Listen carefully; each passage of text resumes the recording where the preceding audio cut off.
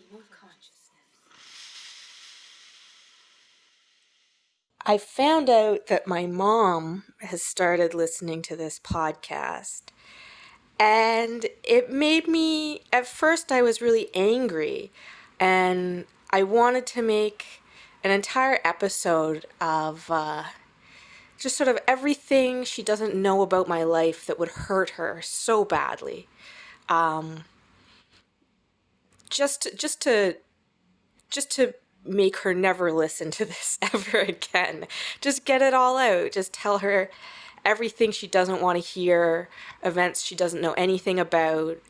And then I talked to a friend, and she said that that's not fair. And she's right. So I thought that I would maybe never make a podcast ever again, which was my next thought. And I thought maybe I would just like delete the channel, and or at least hide the channel and all the episodes and just never do anything with this again, maybe until anyhow. Maybe just never record anything ever again until my mother dies. And that seemed like a pretty good plan. Also because the man I've been seeing listens to my podcast too, and at first that was kind of cute and fun. It was almost like I could like talk to him a little bit through my podcast, and it was very flirty and nice. And I imagine, having had this experience, that there must be, throughout the history of radio hosts who would be sitting and they've got an audience to talk to, but really they're talking to someone very special. But some events transpired, and I realized that maybe it's not good to be making a flirty podcast for someone. Or it is. It's great to make a flirty podcast for someone. It's actually better when nobody knows who that flirty someone is. And maybe sometimes you have to make that an imaginary flirty someone that you're talking to, or an imaginary serious someone you're talking to, or an imaginary whatever public it is you should be talking to, you want to be talking to, you are talking to sort of create a single archetype of whatever that is and speak directly to them. And if I was going to make my really hurtful I hate you mom episodes, that would probably be a really stressed out audience out there. I don't know who that audience is. It's our mothers. That audience is our mothers.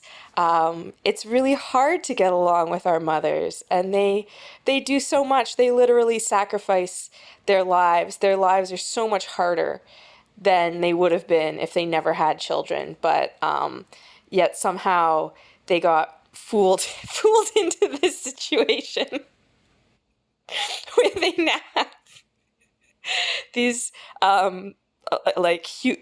human beings who, if you're lucky, they're verbal. Like if you've done well, the human beings whose like spite and anger you have to put up with, if you're lucky, they're able to like verbalize and take themselves to the toilet in adulthood.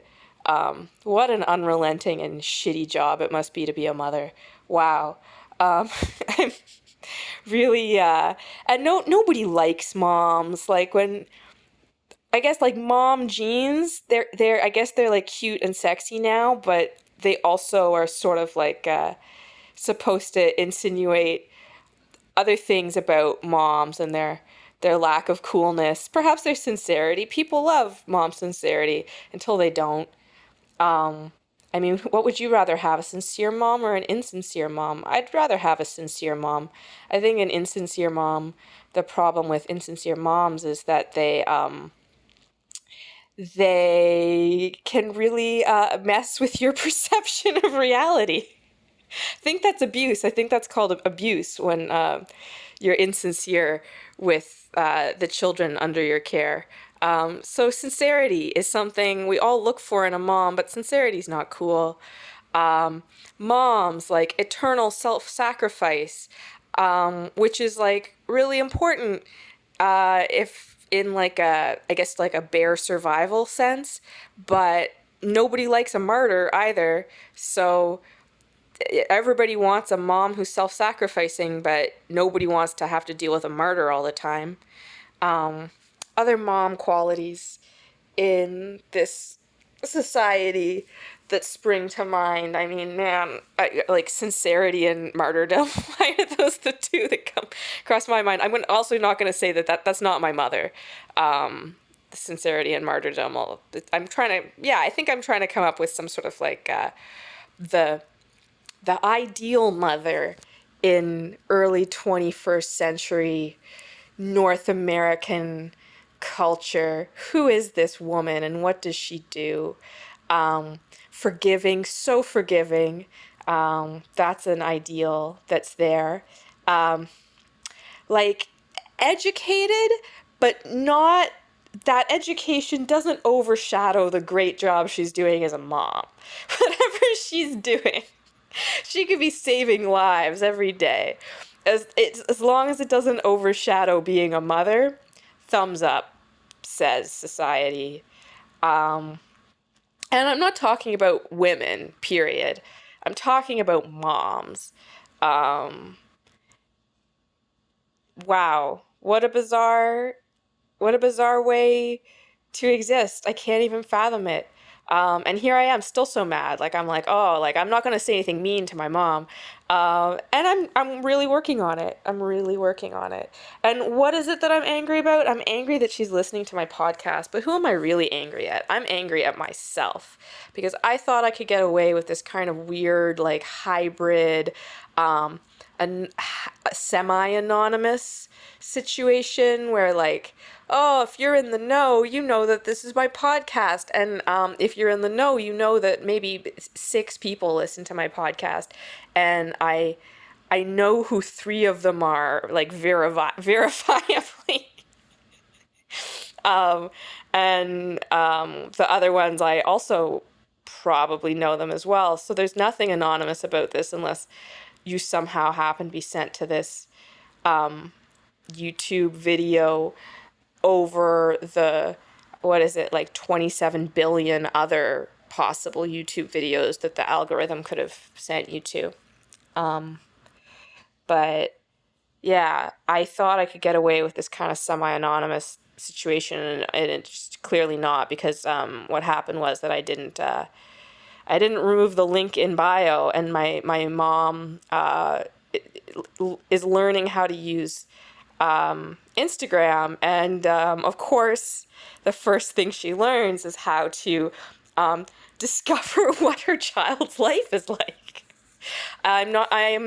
I am only a child to my mother and maybe some of the people who are so blessed as to meet me and realize my wonderful childlike nature. But no, I'm only a child to my mother. And that is why she's interested in absolutely everything I do. And why she's probably listening to this podcast right now. I made the podcast about being robbed, and she's like, "Are you okay?" And she knew I had been robbed. But listening to the podcast, a mere, yeah, like several days later, a podcast that I had recorded, I think possibly within 24 hours of being robbed. Now she's listening to it like within a week, but definitely not, you know, any period of time closer than she last talked to me. And she's like, "Are you okay?" I'm like, "Yeah, I'm fine." She's like, "Well, I listened to your podcast and you seem really stressed out about having been robbed." And I was like, "Well, I mean, yes, there was a stranger in my home who took objects of mine, and I did make a podcast about it, but I'm okay. Like it was bad when it happened, but it doesn't seem to be like a sexually motivated crime, and I've locked my doors, so I think I'm going to be all right." And that's cute. That's what moms do. That's a mom thing. And that's a thing that also must be so stressful about being a mom. It's probably not possible to hear that something bad has happened to your child without feeling immediately like this bad thing is happening to you. I'm sure that's a big part of like the package deal when you sign up for that. That you are you're feeling it happen to you when something terrible happens to your child. And that's really it's sweet, but my instant reaction is "fuck you, what do you want from me?" And I don't know why. I'm sure there's some good reasons why that I probably shouldn't talk about on this podcast now that my mom listens to it. But that's just the kind of that's the sort of like naive and sincere concern that everybody in our society, not everybody, but that in our society can be so laughable about moms. And ultimately, I mean, it's like it's an inbuilt survival mechanism. Like you have to be concerned about that your children are not in direct harm. That's important. It's important as human beings that we, at the bare minimum, be concerned about the well-being of our children. But I had a very negative reaction to that. Maybe it was just being reminded of all the stressful things that happen around being robbed. But, I mean, it happens to people all the time, and I'm still here. And as I had it pointed out to me, my laptop was not stolen, which is amazing. And the thing about a robbery is, unless they have like a really advanced system set up, and even then, to take somebody's like 7-year-old laptop that's covered in crusty stickers and is password protected, that you can't stick in your pocket when you run out the front door, and then try to sell that for any amount of money that's worth the effort of just carrying it, as opposed to, say, jewelry or cash that just goes in your pocket. There's no point in trying to jack that. Like, in that way, I like to think that, yeah, the thieves, they really have a heart. Like, it would have just been mean to take the laptop. And they were like, we're just going to take these, like, precious sentimental items of yours, but you don't need them to survive or to make a living. And it's true. It's very, very, very true. I'm still alive. I am whole of body, which is great. I have a body. Thank you, Mom. If it wasn't for moms, I wouldn't have we wouldn't have bodies. So thanks, Mom. There's a scientist in China, and she is doing actual work on like sort of the great project of feminist sci-fi, which is to create jar babies.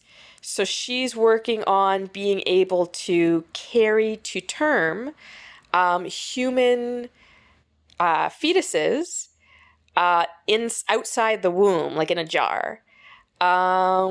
And it's a pretty interesting thought. I mean, for sure, oh man, as a teenager, I had crazy fantasies about just like outsourcing my reproduction so that it could just be like the idea of like a surrogate mother I found very exploitative. But the idea of jar babies was super cool. Or maybe some kind of like Arnold Schwarzenegger in Junior scenario where I just kind of like get men pregnant on an experimental basis to see how that turns out. But hearing that there's somebody who's like actively working on jar babies through state-sponsored science, I was like, wow. And it's pretty cool in this idea of sort of like liberating women's bodies from the labor of child gestation. Never mind the like physical process of pushing it out of you, but actual childbearing.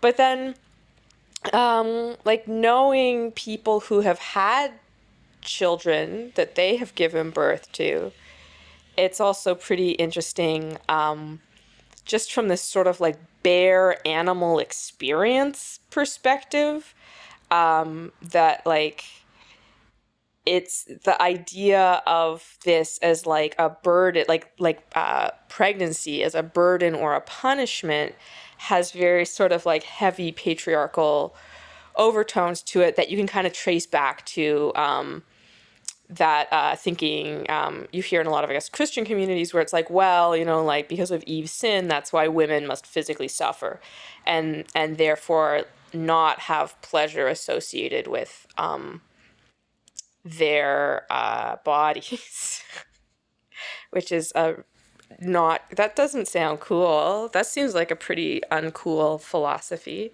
Um, so I don't know, try to hold those two ideas in my head. Like, I want jar babies. It fulfills so many of my selfish desires.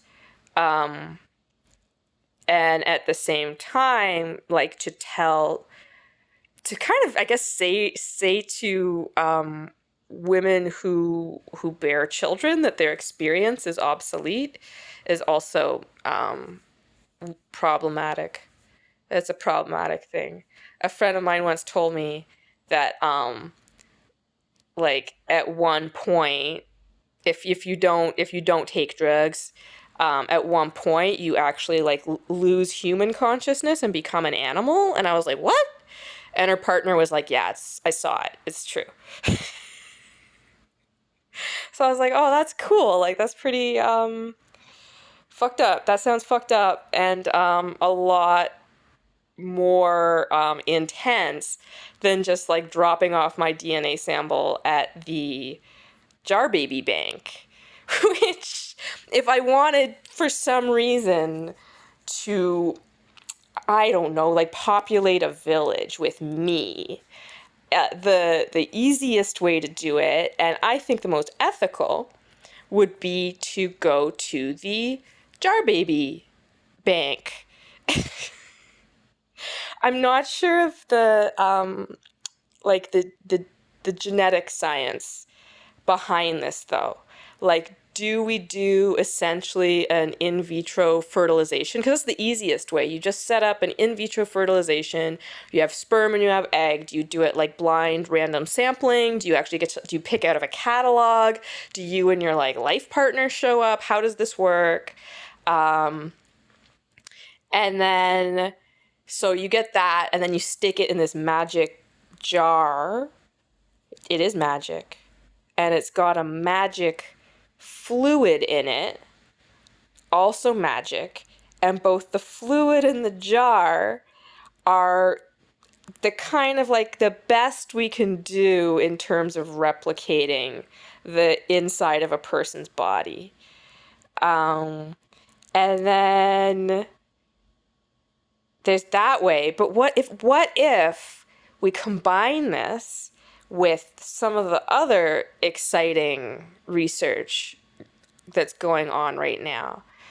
And then potentially I could have, well, at this point, we're not quite at the like baby with myself stage, which is unfortunate. We come back to the essential problem of I just want me.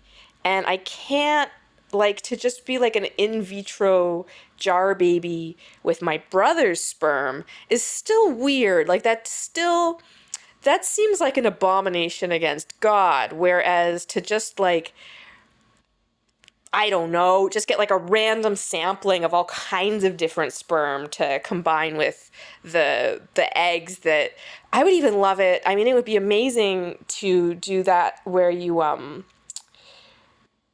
take skin scrapings and then you put them through that process where you turn them into one of those IPC cells. Um, yeah, the IPC, what is it? Something pluripotent cells, but it's not. The problem with those stem cells is because you've essentially like dialed back the clock. You've done for a cell what we all want to do for like us, which is go back in time to when you're young and healthy, but you can't actually do that.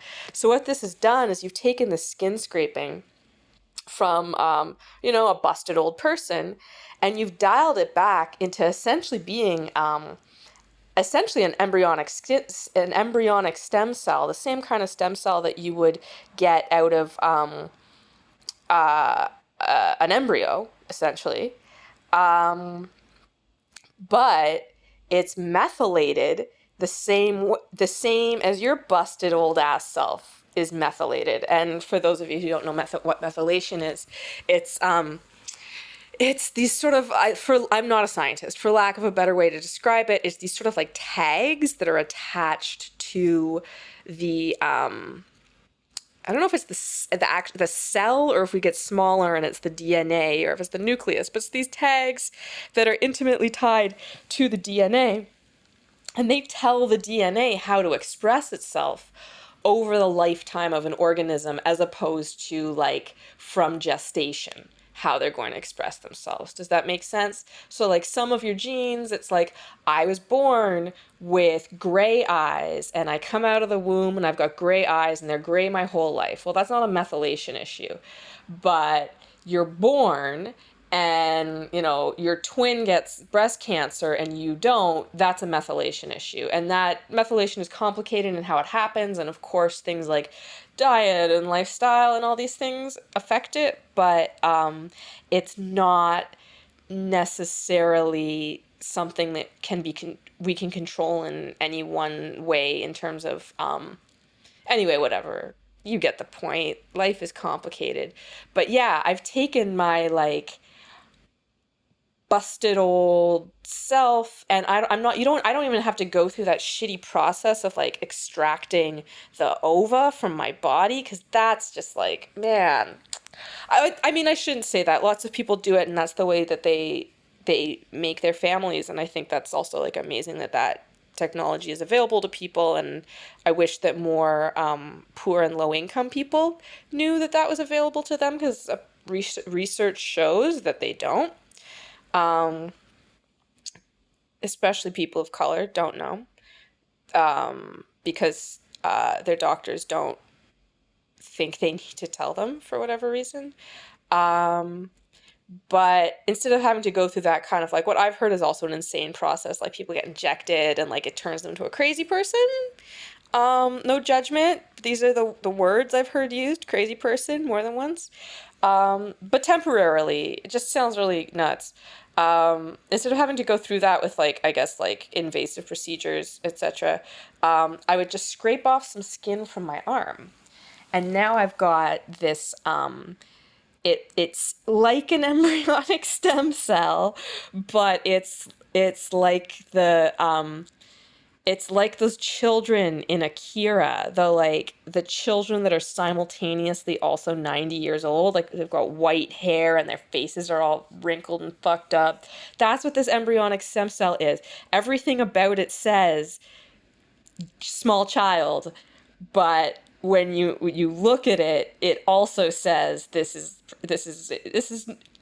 pretty rough looking for a 5-year-old, or less, because it's embryonic. And so then being able to take that and convert it into the material of the like artificial ova that I also made out of my arm scraping. And then what would come of that from there? Uh, I mean, the likelihood of this even surviving is very low, but I'm sure there's people who are working on it. It really, like, it's, it's an issue of process. So, like, we want the ideal arm scraping. Like, do I wash with soap immediately beforehand? Do we use alcohol? No alcohol? Like, what time of day do we like scrape off this arm skin? It's not a bad arm scraping. It's like you would see on a DNA show, like just like basically brushing off some cells or whatever. Maybe take it from the inside of my cheek. And now you've got these cells, but you have to find the good ones, the least busted. of my old person cells. And so they go through these cells, and we're going to find like the kind of like the fattest, happiest ones. And now we take these cells and we take them through that process where we turn them into induced pluripotent cells. That's what the I stands for. It's an IPC cell. We've induced it into becoming a pluripotent cell. And the reason pluripotent cells are really cool is because there's this kind of stem cell called an MSC, a mesenchymal stem cell. And those stem cells are really useful and valuable in all sorts of applications. Everything from like reconstructive surgery to they're looking at it for like therapy for Crohn's and colitis, all kinds of stuff. But the issue with the MSC is that they can only become skin, bone, or muscle, whereas a pluripotent stem cell can become anything, including neurons. So they're really powerful and magical stem cells. The problem with the induced pluripotent ones is that they, again, it's your results are going to be kind of mixed, like sort of like that thing of, I guess, like they were cloning sheep, and I don't know if Dolly herself experienced this, but apparently a lot of the sheep, they start to get old really fast because they are taken from the cells of older animals. So I guess like it would be like you come out of the jar and you're already 25. If we were to start with a 25-year-old, which I'm not, I am much older than that. But even 25, to start at 25, that means by the time you've been alive 25 years, you're 50. Which was actually maybe we need more of that in this world. Just kind of like let's really, it's like a simultaneous slowing down and speeding up to kind of like you're born and you're still a baby. And by the time you can like comprehend what it is to like not be a child, you are kind of having to be aware that like you're going to break apart a lot faster than you should have. You just got kind of like screwed in that lottery because someone like me was like, I just want to see a lot of me. Just a lot of me. Let's have like a whole little village. We'll hang out, we'll play games. I also don't have to see me if I don't want to see me because it's me. So like they probably don't want to see me right now either, but if I want to hang out, I want to hang out too. And there's enough of us, we don't all have to be on the same page at the same time, but I get to just like look around and it's like, wow, look at me doing things. It's also an interesting kind of it's an interesting controlled experiment, like, oh, it's this one person. It's not even a twin. It is definitely this one person. Is it going to do the same thing? What's going to happen? Is she going to do the same thing? Or is she going to do different things in her different bodies because she's actually different people?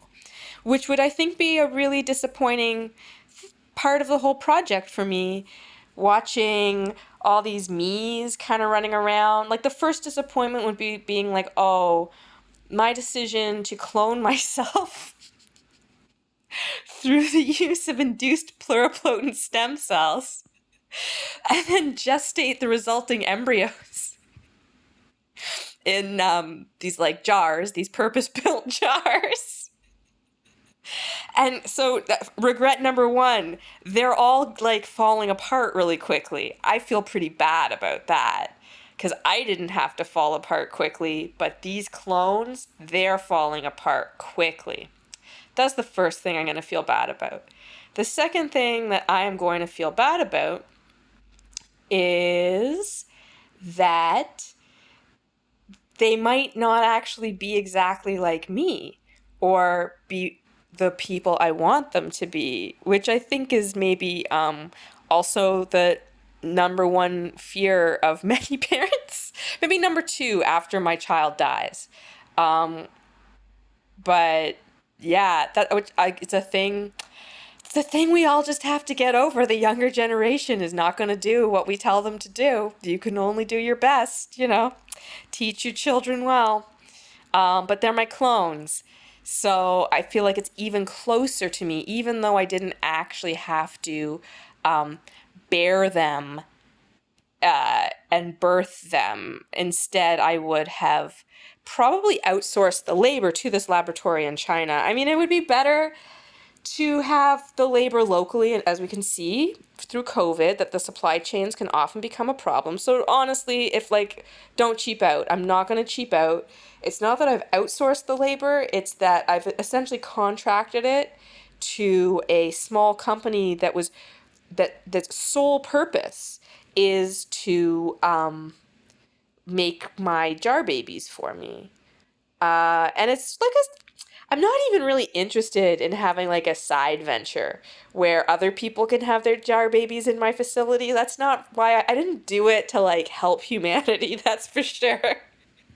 This was not done with the intention of helping humanity. This was done with the intention of seeing if I could if I can clone myself, and how many clones of myself can I make. And I think I'm really only limited by the space in the facility and my ability to feed them until the point that they're able to feed themselves, which is really I think most parents' calculations are generally the same, at least for those parents who calculate their family based on finances. Do I have the space for these things, and can I feed them? And if I can build this facility, I can probably feed them.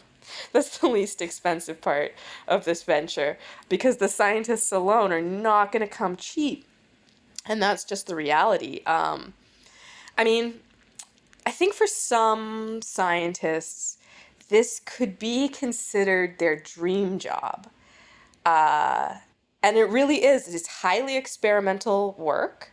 You get to be very creative, because it is true. There's a lot of titrating. There's a lot of routine monitoring of the samples. Um, but on the other hand, it's really edgy. Nobody's kidding themselves here. This is deeply upsetting research and let's face it, production.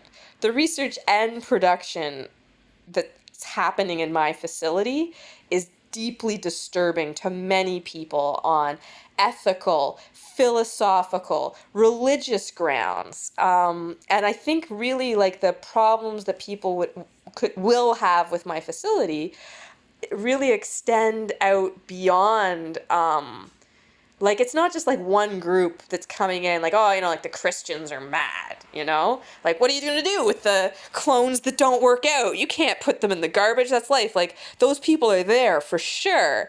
But then there's also going to be other people who have all kinds of different reasons for hating this. The ethics of playing God, for example. That's a big one, I think. And the term playing God really encapsulates a lot of the sort of it's like pornography. I don't need to define it for you. We all know it when we see it. So, thank you to a friend for giving me that very funny quote from, I think that was an American House representative originally. But Democrat, not Republican. But not about the act of God, about the pornography. Not act of God. Um, Playing God. Yeah, thank you. But yeah, I'm very, very, very excited for the circus that this would cause. And not an interpersonal circus between me and people I care about. I don't like that. What I do like is public chaos. And this is absolutely a way to kind of foment that. And one thing I'm really excited is for the day I go out and I give the press conference where I'm listen, I don't have a problem with you people getting angry at me or the way I live my life, but you need to leave my children and my family out of this. And the just the like the righteous indignation and yeah, the self-righteousness and the like yeah, that righteous indignation, that's what that is. I think that's probably one of the best feelings people get out of being a parent. Getting to have that feeling of righteous indignation. It's delicious. And for me, that righteous indignation, I mean, like these are my clones we're talking about.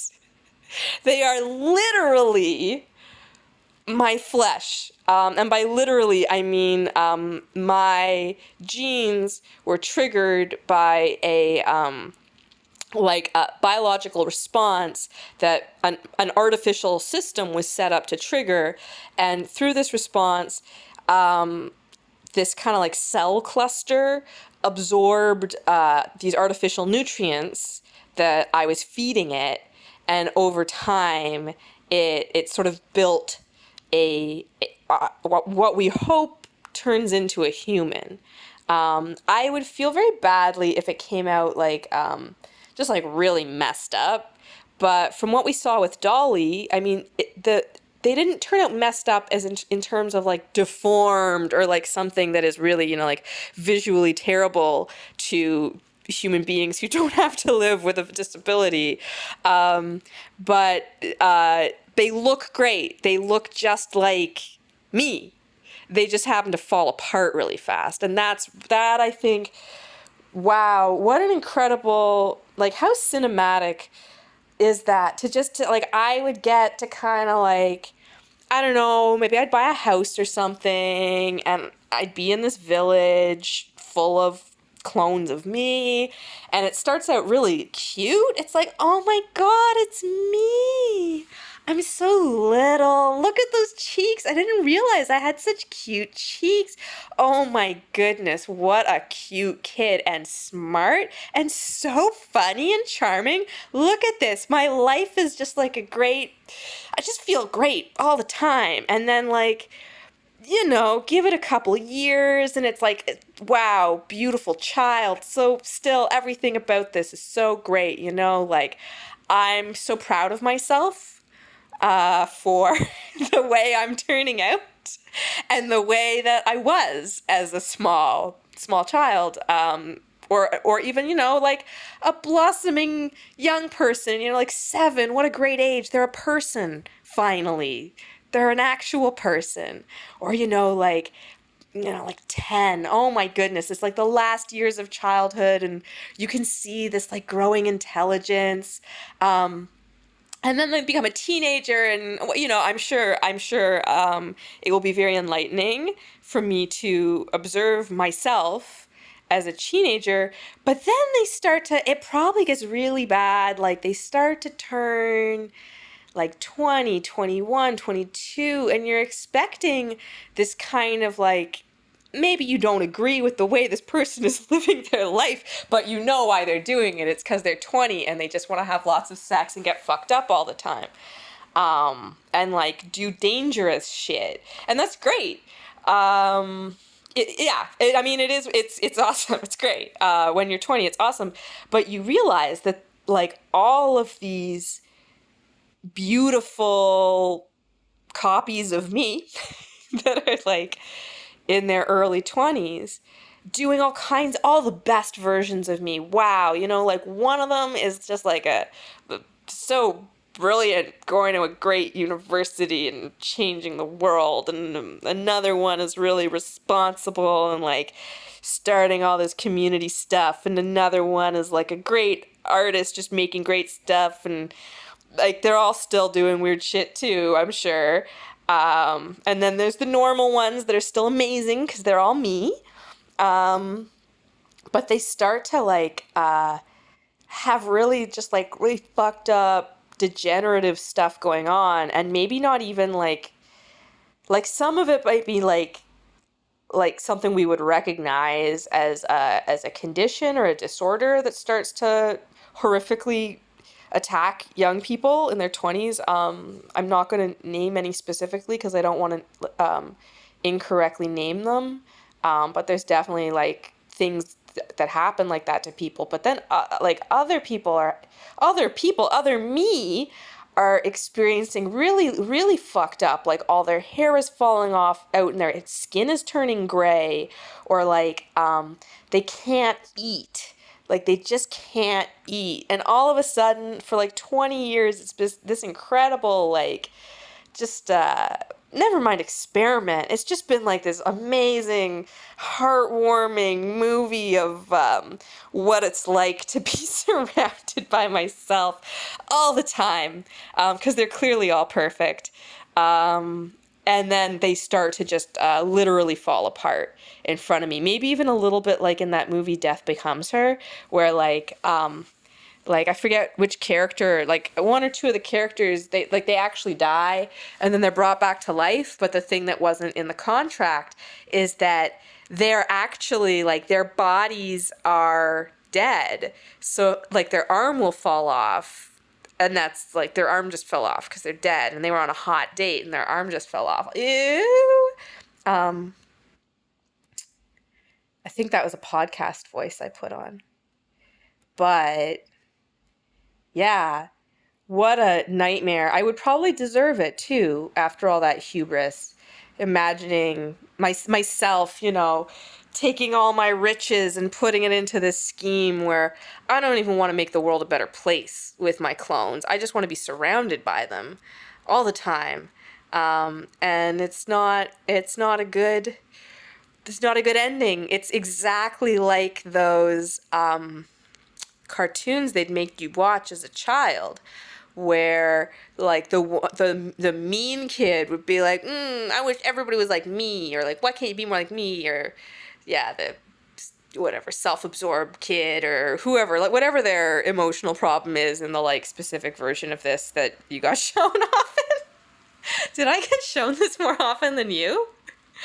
Um, and yeah, then in that's a less sophisticated one, because in that one the child like wakes up and all of a sudden, either in the cartoon it's like everybody is them and they happen to be like a totally not fun asshole, so they don't have fun, or alternately everybody starts acting exactly like them, so they're not having fun. And the problem with both of these premises is this idea that like the person who just wants to hang out with themselves all the time is being an asshole, and sometimes they just really they just share really similar interests with themselves.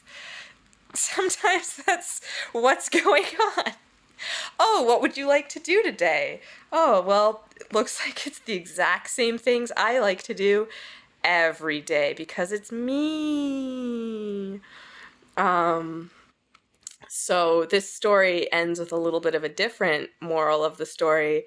And the moral of the story is, if you try to create some sort of perfect world where it's you as a child, except this time you're always happy instead of sad, that what is going to happen is you're going to have your few brief years of happiness, and then not only will it be taken away from you, but it will be taken away from you in the most painful way possible, because you can never have a happy childhood back. It's not possible. You can only have a happy future. Stream of consciousness.